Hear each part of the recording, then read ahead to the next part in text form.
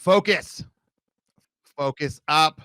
I'm talking to you, Teresa, out in Southern California. Keep up the good fight. You're doing wonders for children out there. Welcome. My name is Chris Rubio to episode 29 of the Rubio Method. I, alongside Nick Monaghan, I said Nick, not Nicholas this time. I don't know why I did that. We're going to have a great episode for you today. Here's what we're going to cover: surviving seasonal depression, the saddest songs of your life, movies that make you cry. Hopefully this picks up a little bit. Kids' birthday cake. Okay, we're back. Yoga. Ugh. A place in Europe you most likely haven't heard of. Travel tips. The mind, the nervous system, and the body. All of that and much, much more on today's episode of the Rubio Method. Christian, I'm out.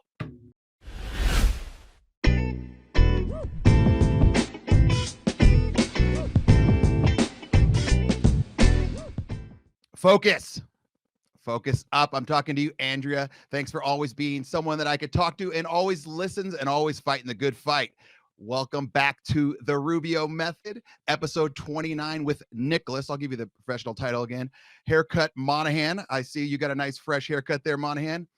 Monaghan, before we get into the minute with Monaghan, I just want you to understand that our crowd base is growing immensely. I knew it, would pick up after what everyone started to watch a little bit, but we now have a celebrity watcher. Are you ready for this? Oh my gosh. I don't know. Let's see. Okay. This person's been watching because of what they're saying. Christian, go ahead and take it away for us. But my focus is just stay focused. As you can see, Joey B is remaining focused and he's going to stay focused. So shout out to Joey B watching us. I thought you would like that, Monaghan. I'm impressed, and I know you're impressed as well. I'm so impressed. I can see why you didn't tell me before. I'm losing it. All right, Monaghan, you and your beautiful fresh haircut. Give us a minute with Monaghan. Yes. Oh my gosh, this is great. Yes, I did get my ears lowered today, and that cracks me up. Rubio, you've been doing that lately. You got me with the stool two episodes ago. That was my hog. Yeah, you're not. Oh man, let's do it. Let's dive in. You crack me up, bro. This is why we're best friends, man.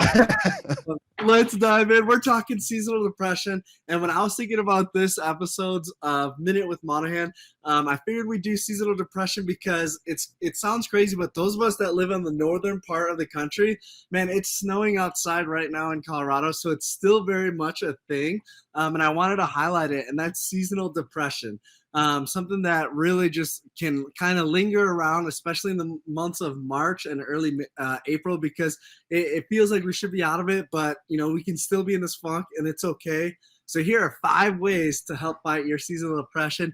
Number 1 is get a light box. Those light boxes you can get on Amazon, real easy. For whatever reason, they help. We like them, so grab a light box. Number 2, prioritize social events.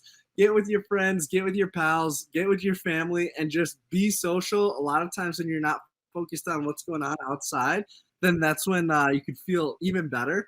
Number 3 is take a little vitamin D, as I like to call it to my friends, vitamin me. No, get your vitamin D because that is super helpful. That's what we get from the sun when we're outside. And then also get moving.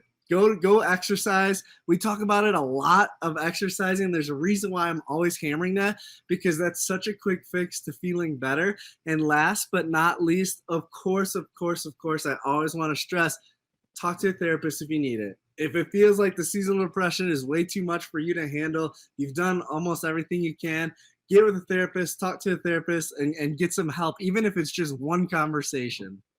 Monaghan, what the hell is a light box? Oh man, it's these little bright lights that you just put on your desk. There are so many different sizes, but they're usually like rectangles, and you just turn that mug on and then boom, it's bright right in your face. And for whatever reason, it makes you feel better. So you have this while you're working?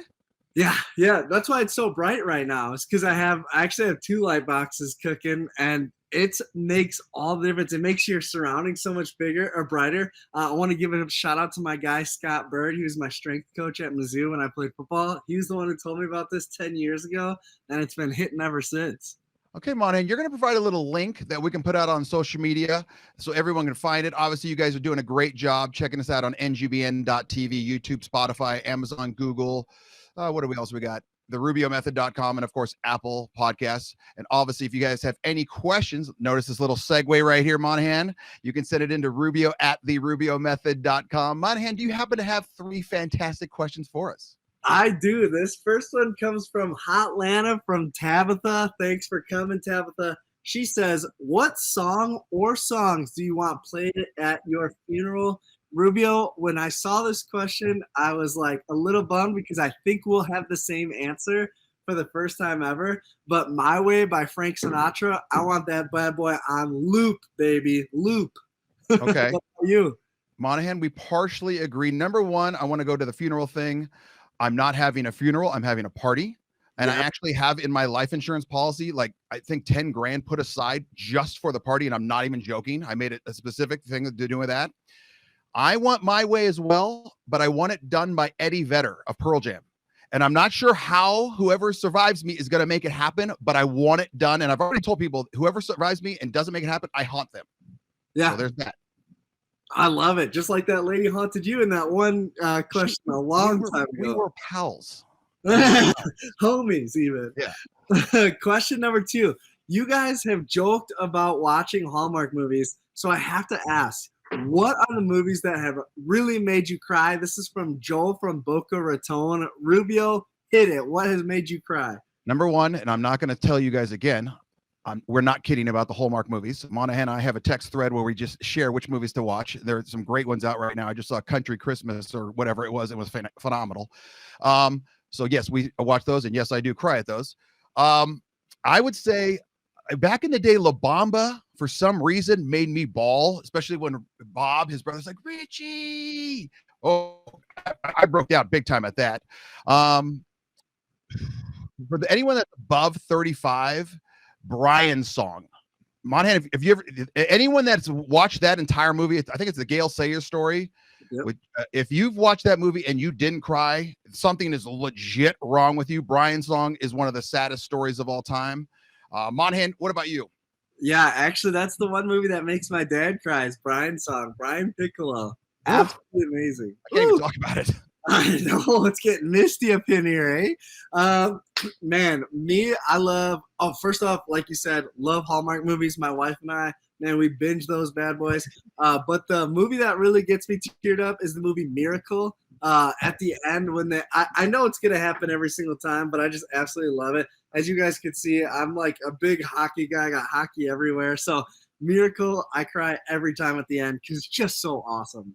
So perfect. What's the last question, Monaghan? Last question, and this is an awesome one because this really, I just went through this past year. It says, this is Rosa from San Antonio. It says, any advice or mindset tips for starting a diet? And I started a diet probably a year ago. Actually, I know a year ago was the first round of the NCAA tournament last year, where I made a massive life decision to change what I was eating and how I was working out. And the big thing is that I would say, do little by little, easy does it. So first for me is just cutting out fast food. Like that was it, cut that out. And then I was like, I made a little bit of a step, but now I want to make the big step. So I canceled out gluten and dairy, and it was tremendous. I lost 30 pounds in 2 months. It was unreal. Yeah. Yeah, but the kid was a little thick. So that was mine. Little by little. Easy does it, but keep going every single day. What about you, Rubio? I think those are good tips. My thought is always like the same thing as you, pretty much set little goals for the big goal. Like, oh, yes, you want to lose 100 pounds. That's wonderful. 100 is a huge number. Let's say I want to lose 5 pounds and then another 5 pounds, then another 10 pounds. Monaghan, have I ever told you the story about my first cheat meal? Oh my gosh. No, but I love that you don't tell me these stories until now. You're going to love this one. So when I, back in the day, started doing the low carb diet. Okay. And I went hard. I mean, I was going hard in the paint on the low carb. I was down to like 10, 15 carbs a day. That's it, daddy. And I mean, after about a month or month and a half, I was going to one of my buddies, Sailor, his kid's birthday party. It was like a 2-year-old birthday party. So there's no 2-year-old people out there. There's just all adults. I don't know why we do that, but everyone does it. And I remember I set myself up, okay, this is going to be my cheat meal because I know there's going to be kids' birthday cake there. And I still remember the exact one, baby. It was gold medal ribbon and it was ice cream cake. And I have a sweet tooth the size of Vermont. And I love kids' birthday cake frosting. Like that should be, if it was cologne, I'd wear it. And so we're doing the whole birthday cake thing, lighting the candles. Yay, happy birthday, whatever. And all of a sudden I take a bite. And it was like, I can't even describe the emotions. It was like unicorns flying, babies being born. I mean, your first kiss all rolled into one. And all of a sudden I take another bite. And then I was like Will Ferrell in Old School. I black out. And all of a sudden he's shaking. This is not even a joke. He's shaking me. He's like, what the hell are you doing? And I go, what do you mean, man? He goes, you just ate half the cake. And I go, what? I go, what? And I looked down and as sure as hell, I was just going to town. I was going deep. And I literally ate half the birthday cake because I just blacked out. I was in like the sugar utopia of goodness. So maybe make the cheat meals a little bit less than 70 days out so you don't black out on kids' birthday cake. That's awesome. Oh my God. True story. We're out here. We're coming up with the interview segment, then followed by the bottom line. Christian, I'm out.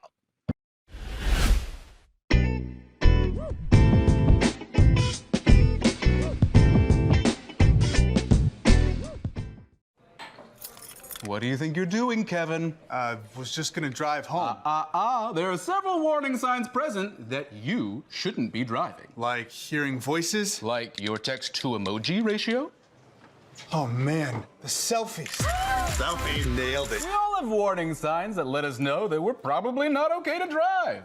Mine is pretending to be your subconscious. Craig, come on man, let's put a ride home. Focus up.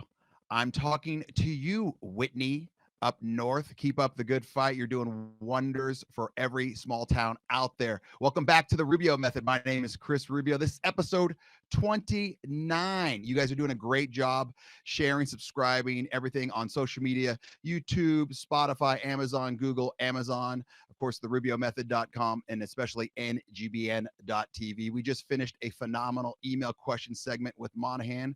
If you have any questions, you can always email them to rubio@therubiomethod.com. All right. Let's welcome our guest. Her name is Karlyn, excuse me. I knew I was going to mess it up and I had it right the first time. Karlyn Fischer. Karlyn, welcome. I'm going to read your bio. I have to be honest. I already told you this. I don't understand what half of these words mean, but that's going to be good because I'm hoping as I read this, it's going to open my mind a little bit. Karlyn is a neural optimization speaker and consultant passionate about helping her clients meet their full potential by focusing on connections of the mind, body, and nervous system. She's a certified wellness code practitioner. She's a certified yoga instructor. She holds a Bachelor of Applied Science and Engineering. I knew that one. She's in the process of becoming a certified functional diagnostic nutrition practitioner. Got nothing on that one. She has spoken to thousands of students and coached countless individuals in the methods of neuroplasticity. And she's the owner president of Re-Engineering Your Headspace. Karlyn, welcome to the Rubio Method. Thank you for having me. I'm excited to chat with you today. Fantastic. All right, number one, quick question. I got 3 quick questions just to break the ice a little bit. Why is yoga so hard? Because it's not for the weak. Just kidding. I mean, as everyone knows, I'm a D1 athlete, and I've tried yoga a couple times. It's torture. It's so hard. It is, but once you get good at it, you're good at it. Like you do 2 classes a day. You bend over to the bottom shelf in the fridge. Touch your toes, straighten your legs, no problem. If you do sports and you're always shredding your muscles, right? You don't even want to bend halfway down because you're so from your workout. I'm literally, you can't see, I'm stressing right now, sweating, thinking about when I did yoga. We're going to move past that. You've lived in some wild places. Tell me the goods and bads of living in Estonia. Okay, so I'm an resident of Estonia, technically, which is a whole nother story, which is fun. Okay. But last month I was in Portugal. But yeah, basically I am one of those young people that likes to travel around, work from their laptop, and take advantage of that world whenever I can. Okay. So speaking of traveling, last question. I have some travel tips that I always go by in my own head. Give me one good travel tip that you have. I would say, okay, always have kind of two plans. You can kind of have a rough plan, but also be ready for anything that's thrown at you because it's fun. Have the spontaneity component, because that's also where you can get cheap flights, where you can go to the airport that day and find them, or people are stressed about an Airbnb they booked week before. If you book one that day, that's when they're just excited to get rid of it. So if you can make some of your plans go-to must-haves and some up in the air, that's when it gets to be fun, and it doesn't have to be always stressful if you let the wind blow and take you where it wants to go. I like that. I like that a lot. All right, let's get back to the meat and potatoes. What the hell do you do? Explain it to me like I'm a third grader. So I'm going to explain it in sports analogies here. Okay. So, when you see a player, especially near the end of the game during overtime, and when they absolutely freeze, and then the game's just over, they made a dumb mistake and they just freeze.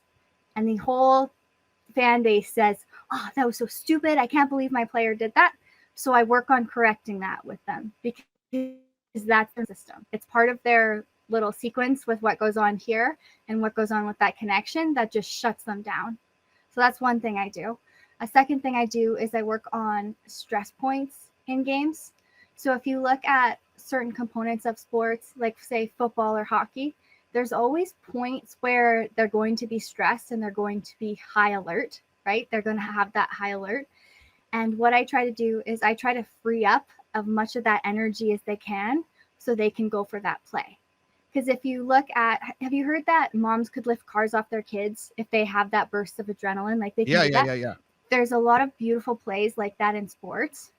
But if you have entire players that are in this like fight or flight, like frantic all game long, they're useless. They're not going to give you those good groundbreaking plays. But if they can find what's called a flow state, and it's basically where they're not thinking, they're just doing, then you can get them working there at the highest level of performance.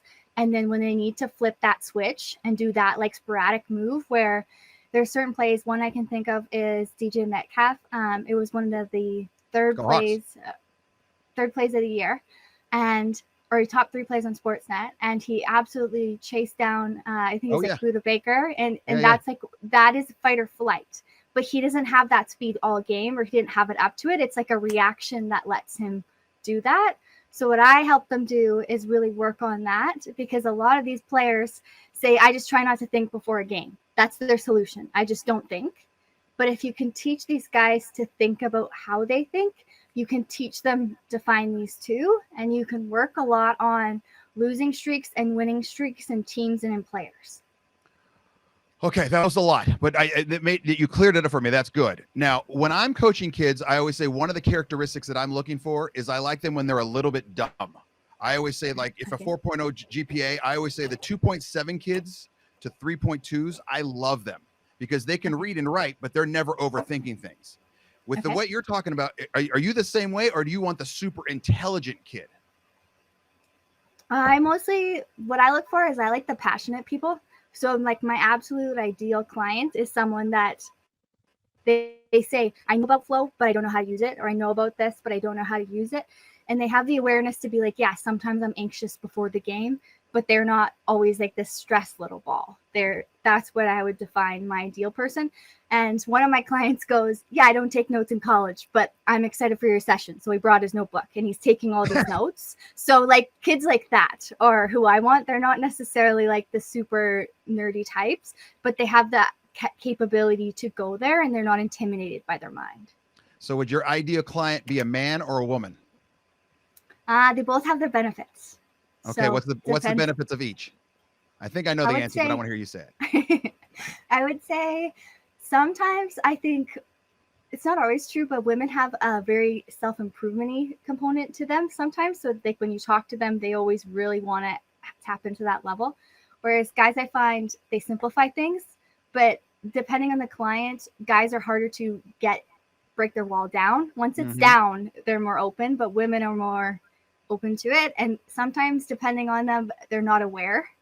So sometimes with guys, they'll say, I don't do that. And then if you were show them on video, they're like, oh, I do that. Or they're like, I don't get anxious. And then you're like, what do you call that? Or they're like, no, I don't get stressed. But if you watch what they do before, they just try not to stress themselves out. Like, it's like, what do you do before a game? Oh, I have to just like watch TV and relax. Like, I can't do anything else, or very component-y.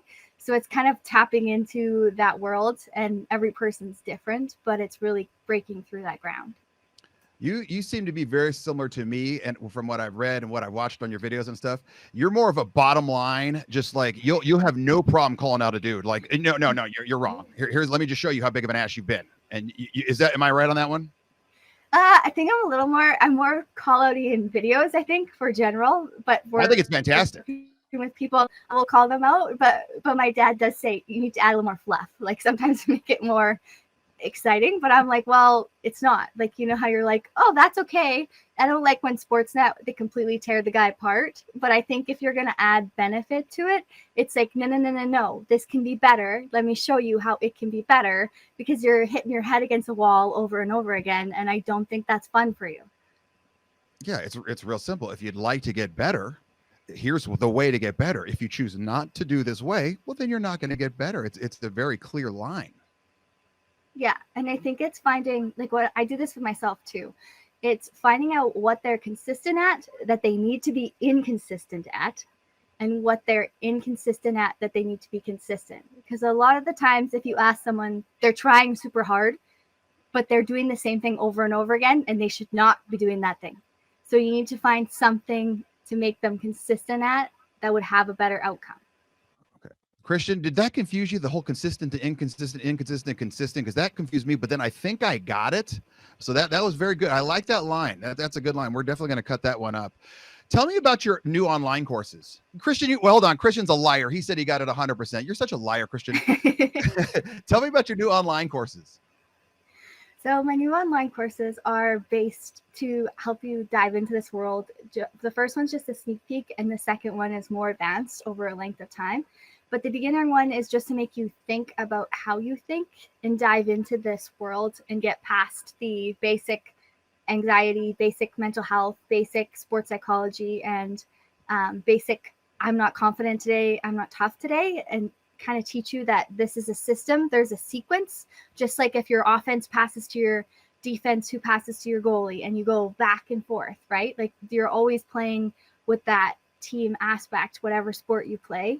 So if you can tap into that with your mind, then you're building that, and that gets to be fun. Okay. One of the things you always talk about is, you says there's a science behind mental toughness. Explain that to me. Okay. So if you even look at what's going on right now, some of the guys will talk about mental health in sports. And I'm trying to remember the guy's name, but they're talking about how he went to a psychiatric facility. He's a basketball player. Do you remember that story? Mm-mm. Okay. Are you talking about Kevin Love? Not Kevin Love. It's a different guy. Christian seems to always know everything. I don't watch a lot of basketball, but I am watching UCLA in the Sweet 16. Well, we'll skip that analogy, and we'll go to, so if you look at sports, it's actually sometimes a catch-22 with your mind in this toughness aspect, because some of the toughest people actually go against themselves. And what I mean by that is your mind basically gets to decide to go left or go right. Okay. And the easiest analogy is to think about a team that always wins or always loses. Okay. And a team that always loses, if you look at like the Red Sox in baseball, they had like that 90-year curse they talk about, right? Okay. What's happening in your mind is it's just like a muscle. It's just like if you built muscles the wrong way. You know how if you were trying to play football, think about what kind of workouts you could do that would counteract yourself, but you could be working very hard to do those workouts. I gotcha. So you can do the exact same thing with your mind. And when you work against yourself, what happens is you're working against your own stress response. Okay. So you know how I told you about how DJ Metcalf, how he did that play, and it's like that short burst of adrenaline, that stress response, that's fun, phenomenal, right? but he doesn't stay in that stress response all day long. And what some teams do out there is they build their toughness the wrong way because they spend so much time going against their own mind. And you can teach this to a human being? You can teach this to a human being, so you can work on using technology, or what you can do is you want to reprogram their stress response. This is blowing my mind. So like how this is hurting me. And by the way, Christian says, are you talking about DeMar DeRozan? No. Christian, swing and a miss, my man. You're 0 for 1. Okay, so how long does it take? So some kid comes up to you, say he's an 18-year-old super athlete, very, very good, but he has a lack of confidence. And when the pressure's on, he kind of says, don't give me the ball. Say we're playing basketball. Okay, don't give me the ball. I don't want to be the last one. How long does it take for you to get John Smith to say, give me the damn ball? So that depends, first of all, on them. Like, I agree with you, right? You get a kid, if they're not into it, then it's going to take a long time because you have to convince them to even try the thing, right? It's just same with lifting weights. If they've been told their whole life to lift this way and you're trying to convince them to do the other way, that's a whole framework that it takes to get past. But it can take, especially if you do it right, it can take a couple weeks. It can take a couple months, depending on what's going on with this kid. Because if it's, for example, say it's just one game they lost last year. Say he flipped a switch. He went through a game where he just decided he wasn't good anymore. That's easy. But it's the kids that have been doing it for years and years and years that'll take more time.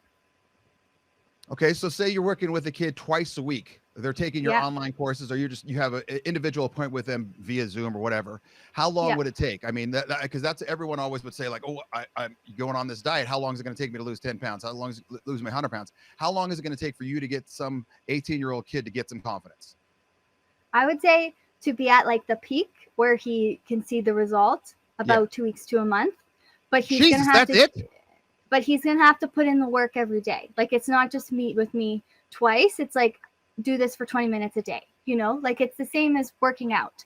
If you want to get any benefit from your mind, you can't just talk about it. You can't just think about it. You can't just do and think about a diet, or you can't do and think about a workout. You have to physically do the thing. Only 2 weeks to a month. I would have bet way longer than that. That's amazing. You must be really, really good. Oh, thank you. But I think that some of this is overlooked. Like, some of this, you don't realize it, but everything you do right now basically sculpts your mind. Well, yeah, and then the best athletes, you get Jordan and Kobe too soon, but it's one of those things that those guys were just animals on the court, but more here, where they would just mentally abuse another player. A great movie, was it, Christian? Pumping Iron, the Arnold Schwarzenegger. It's like the early 80s, late 70s, about him and Lou Ferrigno working out, becoming Mr. Human Being. What the hell is it? Olympia or something like that, Christian? And Arnold just mentally abuses Lou Ferrigno, and he's so much more mentally strong that he just crushes him on and off the stage. What got you into this line of work? What got me into this line of work was I used to have an autoimmune condition, and I had it for when I was 19, and I was always looking for something else to help me because I never bought the story of you're going to have to take medicine for this your whole life. Like, it is what it is. Get used to this level. I just never accepted that from day one. So I always looked for things. And then I did a diet too, because mine was in my gut. I had to do like a very healing one where you pretty much take all foods away and then add in very slowly. But the thing that impacted me the most for that long-term healing was my mind and my nervous system. And I figured if I can do this with my body, and I'm not an athlete, imagine what athletes could do.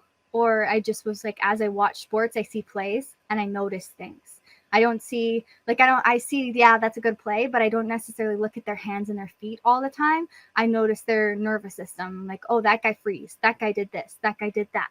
So I'm like, how do we revolutionize this industry and really help it? Because I think it's intimidating because it sounds smart, but once you know it, it's fun and it gets to be one of your favorite things, and it can be impactable. Like, if you're an owner of a team, right, you're always looking for that extra edge, but I find it so interesting that they don't even have a mental stat side to any sport. This has been very, very interesting. I thought I was going to be blown away And I was, but in a different type of way. You're very interesting, and I love this concept because working with athletes for my whole life, you can definitely tell the kids that are mentally strong or who are there, and the kids that are good athletes that aren't mentally strong, and the ones that are mentally strong, you could be mentally strong and be not as good of an athlete and be better, if that makes sense. Yeah. And even funny enough, speaking as your pre-guest from Colorado, one of my favorite hockey players is Nathan McKinnon. And I love him because he is mentally strong, but he has such an intensity behind him. And why it's so different is because if you take people when they're hot, right? Mm-hmm. They're really good, and most of the time they are. But if you have such an intensity, what happens is when you're down, you're really negative. And it's because you have such a high standard. And I had the same type of intensity where you're like so driven, like so oriented that you don't want anyone to slow you down, and you'll just go for things, but you'll go through them in necessarily the wrong state. You'll be so driven that you're like, I don't care that my mind says to stop. I don't care that this says stop. I don't care that that says stop. And you just like push through. But when you do that, you might be in the wrong mind to do that. And you kind of are working against yourself there. So people like that, like I know he talks to someone all the time. He's got some sort of sports psychologist or some person that always helps him like daily or weekly or whatever his story is. But players like that are fun because when they're on and they're in the right mind, they are absolutely going to hammer it because they're so athletic and they have so dominance, but they have such a standard that if they don't meet their standard, and their standard's higher than everyone else's, which is the funny thing. There's just like, oh, I usually score 3 goals and I scored 1 and I'm furious. And everyone else is like, I'd be grateful for 1. But if you can help those guys, that's the big difference. And that's where it gets to be fun. Karlyn, this has been phenomenal. Where can people find out about your course? Where can they register? Where can they sign up? Give me all the good info. Sure. So if you take my first name and last name, Google Karlyn, www.karlynfischer.com, you will find my site. And under my store, it has courses, it has my podcast, and it has a couple other resources that they can access. Want speaking requests, I have a link to be booked as a speaker because you can apply this to sports, but you can also apply this to companies the same way, right? You have a goal, you have a business, you have these people, you want to drive them in the right state to get there. This has been outstanding. Karlyn Fischer, thank you for all that you do. I'm sure you're going to get a lot of calls after this interview. You did great. I'm very happy to have you on. Once again, thank you for Karlyn Fischer coming on. Once again, what was the website? Because you kind of broke up just a little bit. I want to make sure everyone got it. Sure. So it's karlynfischer.com, www.karlynfischer, and you should find my LinkedIn pages and my Instagram and things like that, and you should be able to book me as a speaker or check out some of the courses through that. Perfect. Thank you. Coming up with our last segment on the Rubio Method, episode 29. Christian, I'm out.